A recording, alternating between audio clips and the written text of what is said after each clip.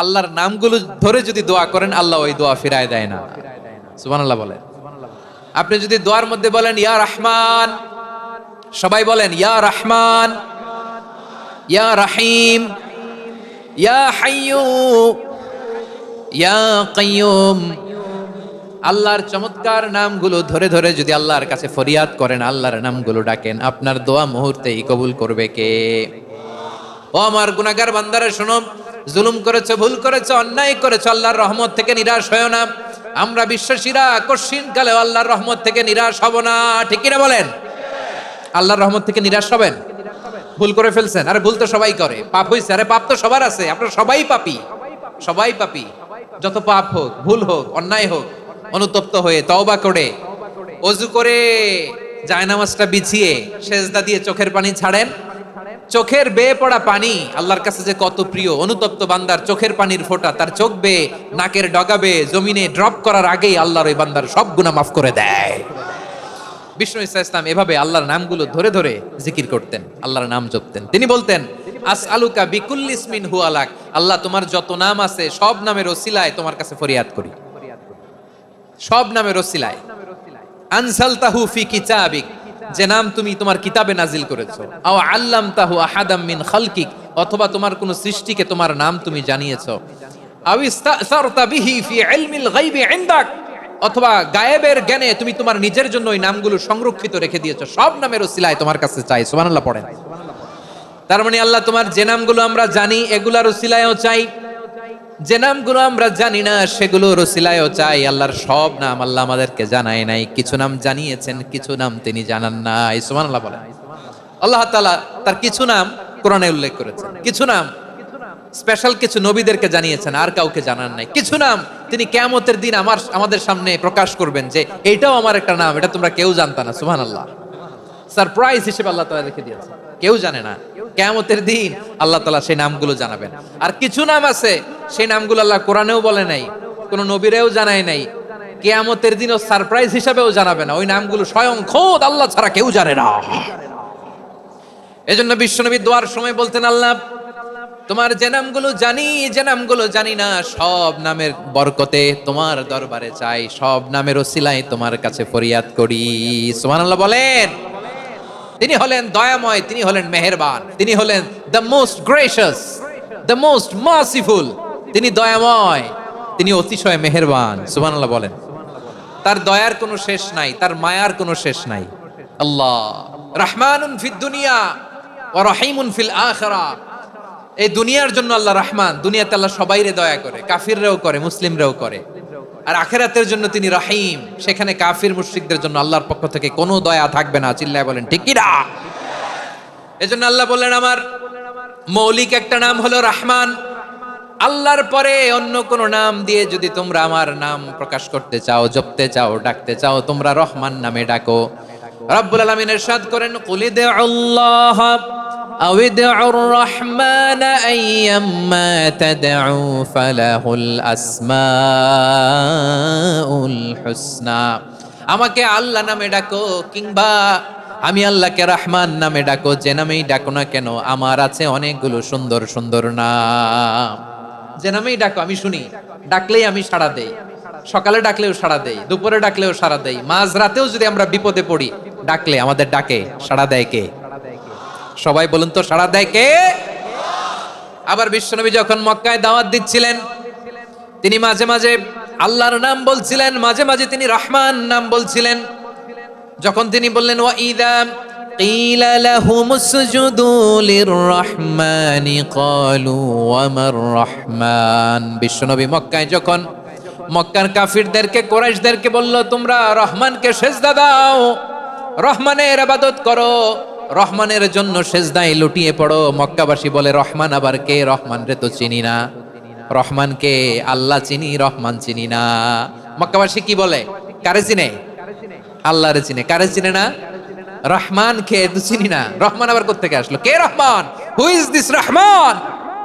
যখন তারা বলে রহমান রে চিনি না, আল্লাহর গায়রতে আঘাত লেগেছে। আল্লাহ বলে রহমান রে চিনো না? না, তাদেরকে চিনানোর জন্য আল্লাহ ৭৮ আয়াত বিশিষ্ট আর রহমান নামে কোরআনে একটা সূরা নাজিল করেছেন।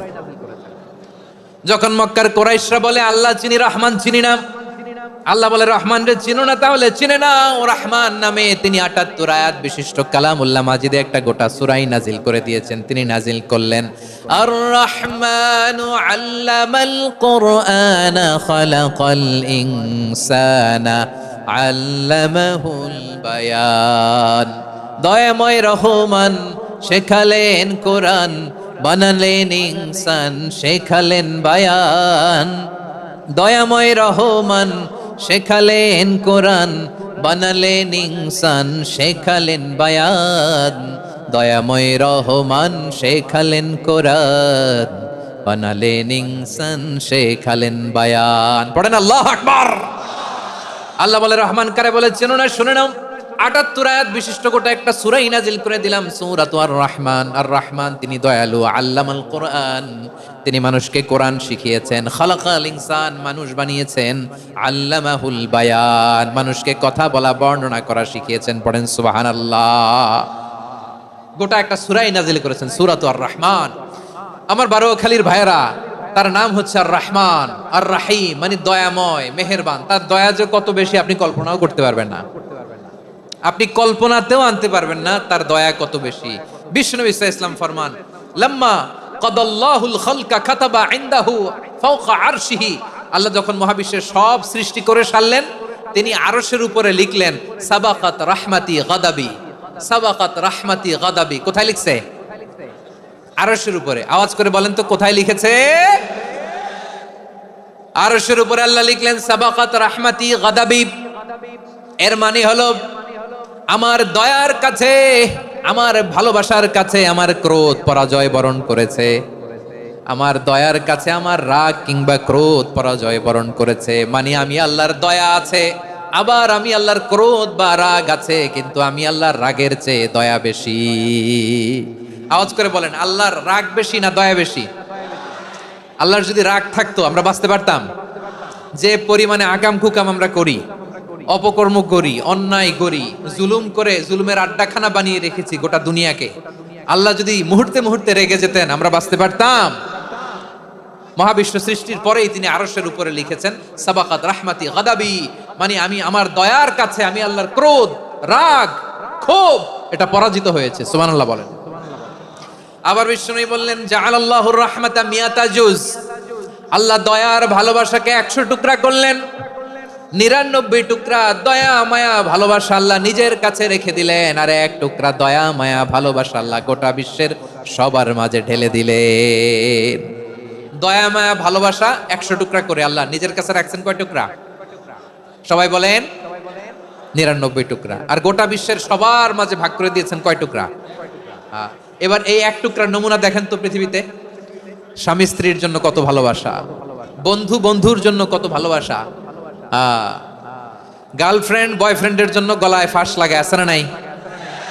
এই এখন গলার আওয়াজ বাড়ছে ইয়াংদের। হুজুর এখন গার্লফ্রেন্ড বয়ফ্রেন্ডের ভিতরে ঢুকছে, এখন আমরা আছি হুজুর। জেগে উঠছে বারোয়াখালী। দেখেন এই তো কয়েকদিন আগেই তো, কত বছরের 12 না কত বছরের এক মেয়ে, কত বছর? 11। ওই দেখেন সব মুখস্থ দুষ্টগুলার, আর কিছু মুখস্থ না থাকলে এগুলো মুখস্থ। 11 বছরের, তারে কি বলবো, তরুণীও তো না, কিশোরী। এই কিশোরী ভালোবাসার টানে বাপ মা থুইয়া চলে গেছে কোথায়? দেখেন ভালোবাসারে আল্লাহ 100 টুকরা করেছেন, 99 টুকরা ভালোবাসা আল্লাহ নিজের জন্য রেখেছেন, 1 টুকরা আমাদের সবাইকে ভাগ করে দিয়েছে। যত পাখি আছে পৃথিবীতে, যত মাছ আছে, যত প্রাণী আছে, যত মানুষ আছে, যত জিন আছে, আমরা সবাই মিলে পেয়েছি ভালোবাসার কয় টুকরা? আর আরশে আজিমের অধিপতি আল্লাহ, তিনি তার কাছে ভালোবাসা রেখে দিয়েছেন কয় টুকরা? তাহলে এবার আওয়াজ করে বলেন, আল্লাহর রাগ বেশি নাকি দয়া বেশি? আল্লাহ তুমি দয়ার সাগর, রহমানুর রহিম, তোমার দয়ায় পূর্ণ আমার সারা নিশিদিন। সবাই পড়েন, আল্লাহ তুমি দয়ার সাগর, রহমানুর রহিম, তোমার দয়ায় পূর্ণ আমার সারা নিশিদিন। আল্লাহু আকবার। আল্লাহ বলেন রাহমাতি ওয়াসিআত কুল্লা শাই, গোটা বিশ্বের সব জায়গায় আমি আল্লাহর রহমত বিস্তৃত, এমন কোন জায়গা নাই যেখানে আমি আল্লাহর রহমত নাই, ঠিক কিনা বলেন? এমন কোন জায়গা নাই আমি আল্লাহর রহমত নাই। আমি আল্লাহর রহমত ছাড়া গাছের একটা পাতা নড়ে না, আমি আল্লাহর দয়ার রহমত ছাড়া গাছের একটা পাতা পড়ে না, আমি আল্লাহর দয়ার রহমত ছাড়া আকাশ থেকে এক ফোঁটা বৃষ্টি ঝরে না। তিনি হলেন রহমান, তিনি হলেন রাহিম, ঠিক কিনা বলে? তিনি হলেন আর রহমান, তিনি হলেন আর রাহিম। তার দয়ার কোনো শেষ নাই, তার মায়ার কোনো শেষ নাই।